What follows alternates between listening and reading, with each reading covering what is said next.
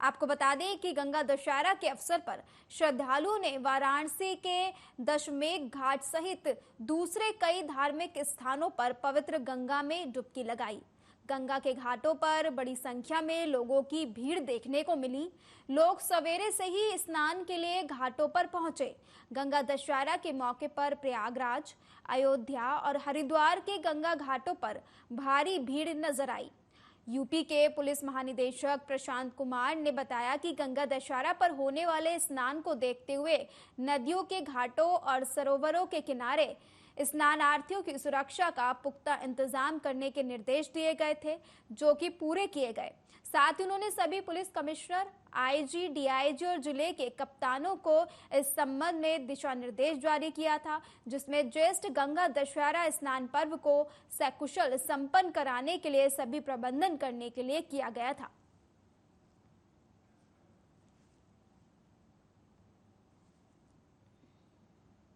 और मुख्यमंत्री योगी आदित्यनाथ ने शहीद अशफाक उल्लाह खां प्राणी उद्यान गोरखपुर चिड़ियाघर में बब्बर शेर, भरत और शेरनी गौरी को बाड़े में प्रवेश कराया। इन दोनों दुर्लभ वन्यजीवों को मई माह के अंतिम सप्ताह में इटावा लॉयन सफारी से लाया गया था।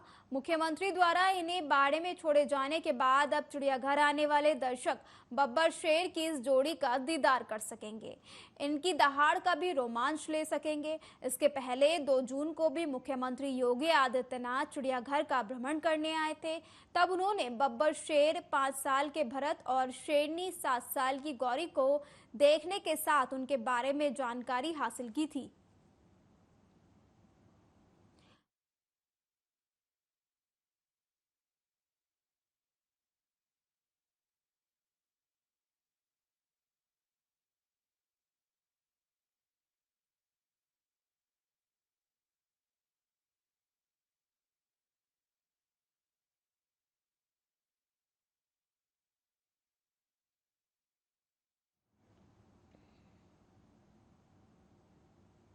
और केंद्रीय कृषि एवं किसान कल्याण तथा ग्रामीण विकास मंत्री शिवराज सिंह चौहान की दिल्ली में आयोजित प्रेस वार्ता में कई मुद्दों पर बात की गई। शिवराज सिंह ने कहा कि हम सब जानते हैं कि 4 जून को जो परिणाम आए हैं वे अद्भुत और अभूतपूर्व हैं। साथ ही कहा कि 18 जून को प्रधानमंत्री नरेंद्र मोदी द्वारा 9 करोड़ 3 लाख किसान भाई बहनों के खाते में लगभग 20,000 करोड़ रुपए की राशि अंतरित की जाएगी। प्रधानमंत्री के काशी में कार्यक्रम में राज्यपाल, मुख्यमंत्री योगी आदित्यनाथ और उत्तर प्रदेश के कृषि मंत्री सम्मिलित रहेंगे।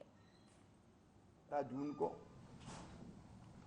प्रधानमंत्री श्रीमान नरेंद्र मोदी जी 9 करोड़ 3 लाख किसान भाई बहनों के खाते में लगभग 20,000 करोड़ रुपए की राशि डालेंगे, हस्तांतरित करेंगे और उस दिन अन्नदाताओं की खुशहाली के साथ विकसित भारत के संकल्प की सिद्धि का श्री गणेश हो रहा है। प्रधानमंत्री जी के साथ उनका कार्यक्रम तो काशी में होगा। काशी के कार्यक्रम के साथ ही उस कार्यक्रम में राज्यपाल महोदय, उत्तर प्रदेश के मुख्यमंत्री योगी आदित्यनाथ जी, वहाँ के कृषि मंत्री सम्मिलित रहेंगे। लेकिन देश में अलग अलग स्थानों पर, वैसे तो सभी केवीकी में कार्यक्रम होंगे, कृषि विज्ञान केंद्रों में, लेकिन 50 हमने विशेष रूप से चिन्हित किए हैं जहाँ अलग अलग केंद्रीय मंत्री। 17 जून को होने वाले बकरीद के त्योहार के संबंध में रायबरेली के पुलिस अधीक्षक ने पीस कमेटी की बैठक बुलाई और सुरक्षा की दृष्टि से सोशल मीडिया पर पूरी नजर रखने के निर्देश जारी किए। 17 जून को होने वाले बकरीद के त्योहार को शांतिपूर्वक मनाने के लिए और सामाजिक समरसता बनाने के लिए पीस कमेटी की बैठक आयोजित की गई, जिसमें सभी धर्म के धर्मगुरुओं के साथ साथ सामाजिक कार्यकर्ता और व्यापारी नेता भी मौजूद रहे। कमेटी की बैठक हुई, क्या दिशा निर्देश जारी किए गए? आज सेंट्रल पीस कमेटी की मीटिंग यहाँ कलेक्ट्रेट सभागार में जिलाधिकारी महोदय की अध्यक्षता में ऑर्गेनाइज की गई थी। यहाँ पर सारे धर्म गुरुओं के साथ संवाद स्थापित किया गया है और मुख्य रूप से जो ईद का त्यौहार है उसके संदर्भ में दिशा निर्देश दिए गए हैं और उनसे संवाद स्थापित किया गया है। सुरक्षा के दृष्टिगत 17 तारीख को बकरीद के अवसर पर पुलिस की ड्यूटी लगाई गई है। ड्रोन कैमरा के माध्यम से भी लगातार ही निगरानी रखी जा रही है। अन्य विभागों को भी जिलाधिकारी महोदय द्वारा निर्देशित किया गया है। साफ़ सफाई की व्यवस्था है वो भी वहाँ पर रहेगी और हमारा यही प्रयास रहेगा कि त्यौहार है वो सकुशल संपन्न हो सके। सोशल मीडिया में लगातार ही पुलिस और प्रशासन द्वारा निगरानी रखी जा रही है और जो माहौल खराब करेगा उसके विरुद्ध ठोस कार्रवाई, विधिक कार्रवाई की जाएगी। को लेकर जो है और मध्य प्रदेश शासन पंचायत एवं ग्रामीण विकास श्रम विभाग मंत्री प्रहलाद सिंह पटेल का दौरा कार्यक्रम सिवनी में रहा। प्रहलाद सिंह ने पंचायत कुरई के ग्राम पंचायत शाखादेही बावनधड़ी नदी के उद्गम स्थल पहुंचकर जल गंगा संवर्धन अभियान को लेकर स्थानीय ग्रामीणों से चर्चा की। इस दौरान मंत्री प्रहलाद पटेल बीजेपी विधायक दिनेश राय के साथ स्थानीय विधायक और बीजेपी के पदाधिकारी मौजूद रहे, जहां उद्गम स्थल पर पूजा अर्चना कर साफ सफाई और पौधारोपण का कार्य किया गया। प्रहलाद पटेल ने अपने उद्बोधन में कहा कि पेड़ों को लगाना और उन्हें वृक्ष बनाना अत्यंत जरूरी है। सभी को पौधों को बनाने की आपको बता दें कि सभी को पौधे लगाने की जिम्मेदारी उठानी चाहिए। ये बात भी उनके द्वारा कही गई।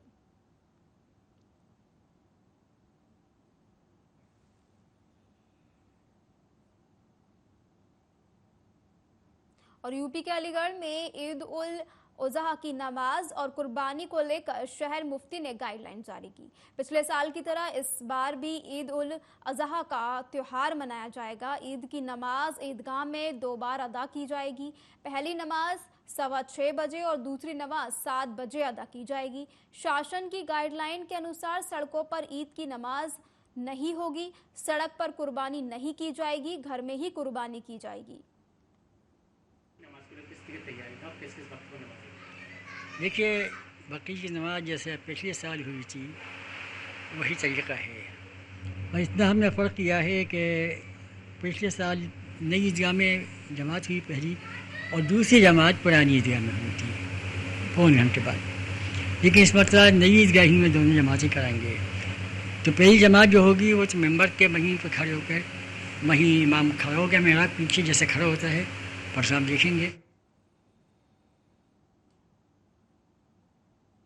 जनपद कानपुर देहात में मामूली विवाद में एक नाबालिग ने अपने साथी के साथ एक युवक पर लाठी से हमला बोल दिया। घटना में गंभीर रूप से घायल युवक की अस्पताल ले जाते समय रास्ते में मृत्यु हो गई। मामला सट्टी थाना क्षेत्र के नौबादपुर गांव का है। गांव निवासी सुमित गुजरात में प्राइवेट नौकरी करता है। सुमित पड़ोस में रहने वाले रानू और अनुराग के साथ प्राइमरी स्कूल के पास बैठा था। इस दौरान किसी बात पर सुमित की अनुराग से कहासुनी हो गई। इस दौरान रानू और अनुराग ने सुमित पर लाठी डंडों से हमला कर दिया। हमले में सुमित का सिर फट गया। सिर से खून निकलता देख दोनों मौके से फरार हो गए थे। घटना की सूचना पर सुमित के परिजन मौके पर पहुंचे और घटना की सूचना पुलिस को दी। पुलिस ने घायल सुमित को राजपुर पीएचसी भेज दिया, जहां डॉक्टर अरुणेंद्र प्रताप ने सुमित को मृत घोषित कर दिया। घटना से परिजनों में कोहराम मच गया। मृतक की मां ने पुलिस को बताया कि सुमित गुजरात में प्राइवेट नौकरी करता था।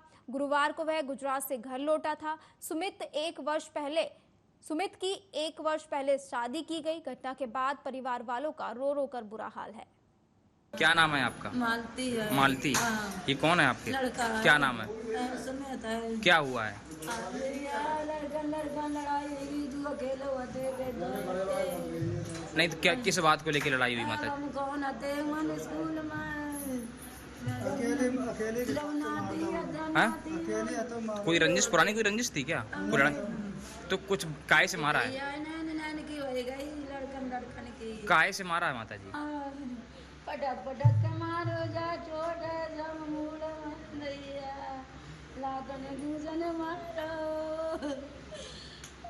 क्या नाम है आपका? मालती। कृपया आप सबको सादर अवगत कराना है कि थाना सट्टी के ग्राम नौबादपुर में आज शाम सुमित पुत्र गुलाब सिंह, जिसकी उम्र 26 वर्ष है, जो नशे की हालत में था, ऐसा प्रारंभिक पूछताछ में तथ्य सामने आया है।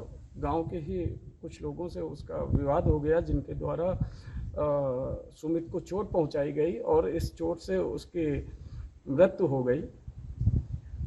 उन प्रारंभिक विवाद जिन लोगों पे नाम आए हैं उनको पुलिस हिरासत में लेकर के गहन पूछताछ की जा रही है। साथ ही फोरेंसिक टीम द्वारा घटनास्थल से सारे फैक्ट और यूपी के रायबरेली जिले में एक विशाल गदा चर्चा और आकर्षण का केंद्र बनी है।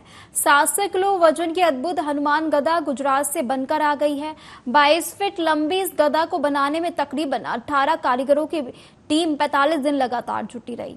रायबरेली के महराजगंज विकासखंड क्षेत्र की टीसा खानापुर ग्राम सभा के गांव गजनीपुर के बजरंगबली भक्त के ऑर्डर पर गदा को गुजरात के इंजीनियरों ने तैयार किया।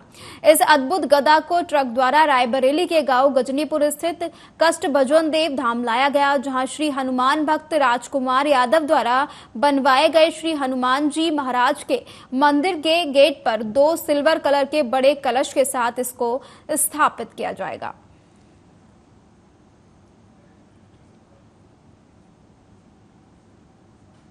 और एमपी के शिवपुरी जिले के करैरा थाना पुलिस की अवैध मादक पदार्थों पर कार्रवाई लगातार जारी है। करैरा थाना पुलिस ने स्मैक माफियाओं पर बड़ी कार्रवाई करते हुए 10 ग्राम स्मैक के साथ एक आरोपी को गिरफ्तार किया है।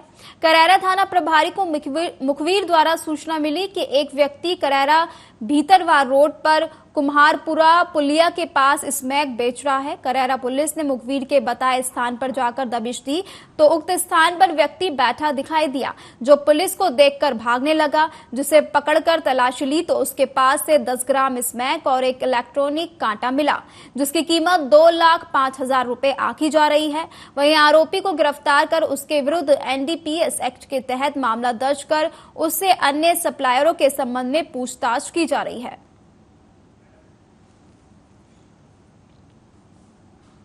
और एमपी के विदिशा पुलिस अधीक्षक दीपक कुमार शुक्ला ने जिले के सभी थाना प्रभारियों को खुले स्थानों पर शराब पीने वालों के खिलाफ कार्रवाई के निर्देश दिए हैं। इन्हीं निर्देशों के पालन में कोतवाली पुलिस द्वारा खुले और सार्वजनिक स्थानों पर शराब पीने और शराब पीकर गदर मचाने वालों पर कार्रवाई की जा रही है। CSP अतुल सिंह, कोतवाली प्रभारी मनोज दुबे और पुलिस टीम ने खुले एवं सार्वजनिक स्थानों पर शराब पीने वालों के खिलाफ कार्रवाई की और शराब दुकान के पास शराब पीकर गदर करने वाले 50 लोगों के खिलाफ जफ्ता फौजदारी की धारा 151 के तहत गिरफ्तारी की कार्रवाई की जा रही है। जी सर, खुले में जो शराब पी रहा है उन पर कार्रवाई विगत 2-3 दिन से चल रही है और आज भी हुई है। बताइए। ये जो शराब दुकान के आसपास उपद्रव करते हुए, झगड़ा करते हुए व्यक्तियों को गिरफ्तार किया गया है। पिछले 2-3 दिन से यह कार्रवाई हुई है, 2-3 दिन में कार्रवाई हुई है और लगभग 45-50 लोगों के खिलाफ कार्रवाई की गई है।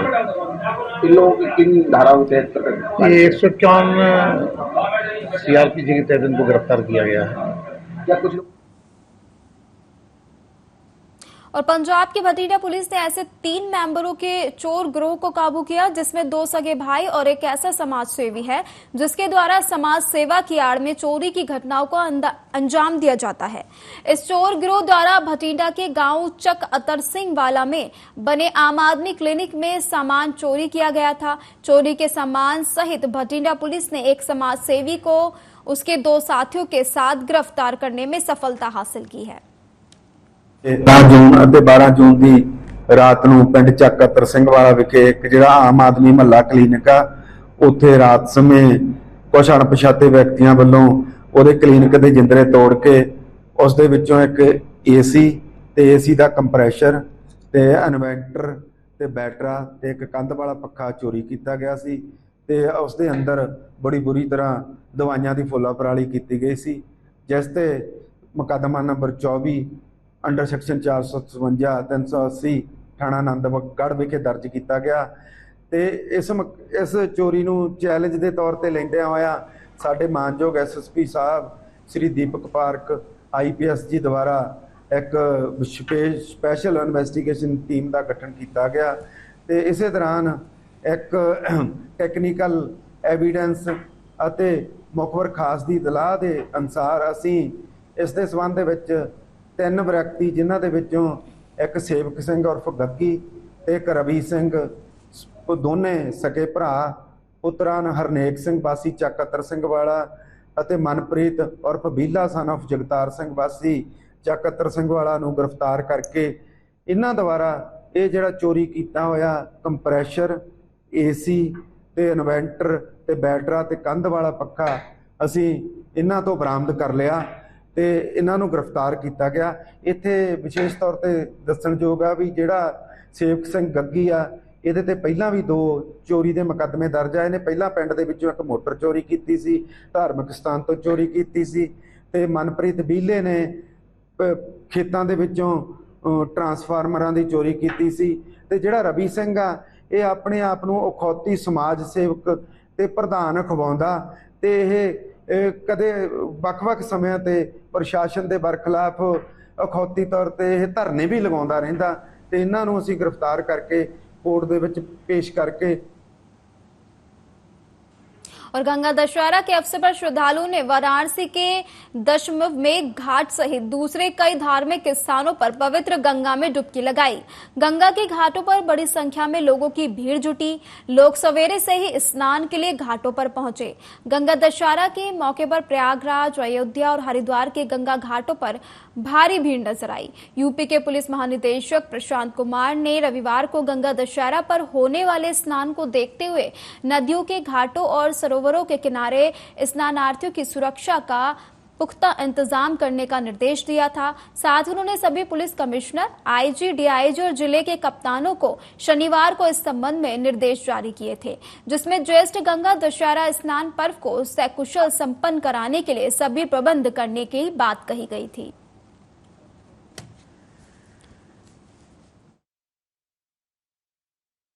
आपको बता दें कि आज गंगा दशहरा है, जिसको लेकर अयोध्या और वाराणसी और तमाम गंगा घाटों पर श्रद्धालुओं की भारी भीड़ देखने को मिल रही है।